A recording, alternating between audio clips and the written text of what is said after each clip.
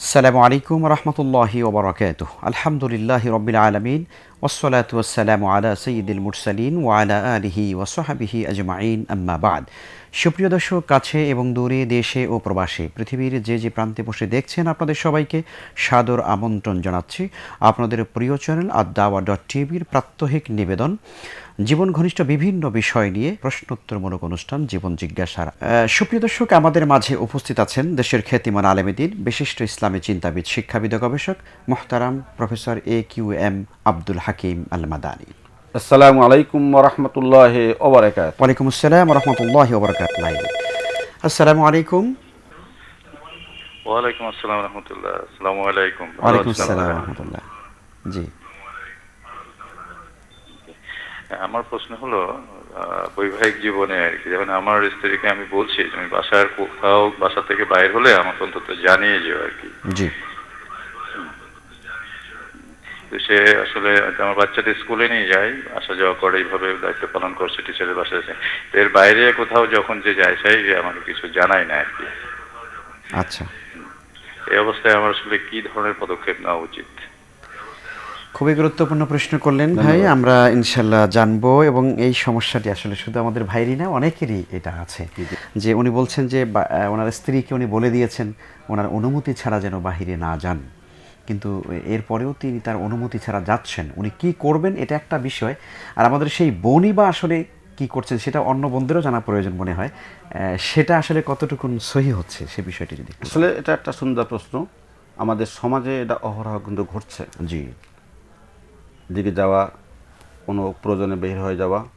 এখন এখানে আমাদের দুইটি জিনিস একটু খেয়াল রাখা দরকার। এগুলো স্থানকাল পাত্রভেদে আমরা এমন কিছু কড়াকড়ি করব না যাতে কেউ একেবারে হাত পা বাঁধা অবস্থায় থেকে যায়। জি, আবার আমিও, যিনি যাবেন তিনি আবার এভাবে একটু সুযোগ নিয়ে দুনিয়া ঘুরে বেড়াবেন, এটাও যেন না হয়। তবে কিছু কাজ আছে যে কাজগুলো স্বামীরও অনুমতি মৌখিক না থাকলেও কিন্তু তার চুপ থাকলেও ওটাও তার অনুমতি বোঝা যায়।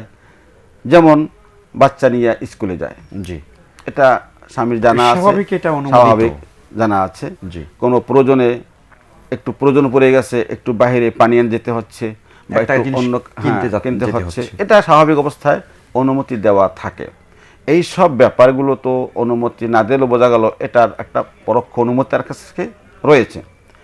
কিন্তু যদি স্পেসিফিক কোনো কথা উল্লেখ করেন যে অমুক জায়গায় অমুক জায়গায় তুমি যাবে না, সেখানে বিশেষ কারণই তাকে উল্লেখ করা হয়েছে, তবে সেই কারণগুলো লঙ্ঘন করা কিন্তু আসলে স্বামীর আদেশ লঙ্ঘন করা কিন্তু অপরাধ। জি। এই জন্য আমি বোনকেও বলবো, ভাইকেও বলবো, আসলে আমার ভাই, আপনি যিনি ভাই আমার প্রশ্ন করেছেন, জি, তিনি তার একটা অনুভূতি নিয়েই করেছেন। হয়তো এর মধ্যে কোন কি মঙ্গল কি অমঙ্গল তার জানা আছে, হতে পারে সে কিছু প্র্যাকটিক্যালি এটা বুঝতে পেরেছে। এই জন্য সেটাকে সেভাবেই মূল্যায়ন করা আমার বোনের উচিত, তার কথাটা মূল্যায়ন করা উচিত। আর স্বামীর অনুমতি ছাড়া কোথাও না যাওয়া, যদি না যাওয়া কথা বলে থাকে সেখানে না যাওয়াটা, বিশেষত যে সমস্ত কাজে সফর দরকার হয়, যাকে সফর বলি আমরা, সেখানে তো স্বামীর অনুমতি বা স্বামীর অনুমতি না, মুহাররাম বা মাহরাম সঙ্গে ছাড়া নিয়ে যেতে হবে, যাওয়াই হারাম। তাহলে বোঝা গেল এখানে যদি একদিনের সফর হয় বা সফর হয়, সেখানে যেহেতু মাহরাম দরকার হয়, তাহলে বোঝা গেল তার নিচে মাহরাম ছাড়াও যাওয়া যাবে, তবে সেখানে অনুমতির প্রশ্নটা আসবে। এখন সেই অনুমতির ধরনটা, পদ্ধতিটা, সিস্টেমটাকে এটা অবশ্যই উভয়কে ঠিক করতে হবে। আমার মনে হয় আমি ভাইকে এবং বোনকে উভয়কে বলবো, আপনার এই ব্যাপারে নিজেরা বসে নিজেদের মধ্যে আলোচনা করে এটা একটা সমাধান করা। আমাদের ভাই অবশ্য সর্বশেষ যে বিষয়টা জানতে চেয়েছেন যে আমার করণীয় কি, এটা তার করণীয়। আগে তারা বসবে, নিজেরা বসে পারিবারিক বৈঠকের মাধ্যমে তাকে বুঝাবে যে আমার এই জায়গায় যেতে মানা করছি এই কারণে, এবং তিনি যাচ্ছেন তারও বা কারণটা কি, নিতান্ত প্রয়োজন সাংসারিক কাজে, নিজস্ব কোনো ব্যক্তিগত কাজে, সেটাও তার জানায়।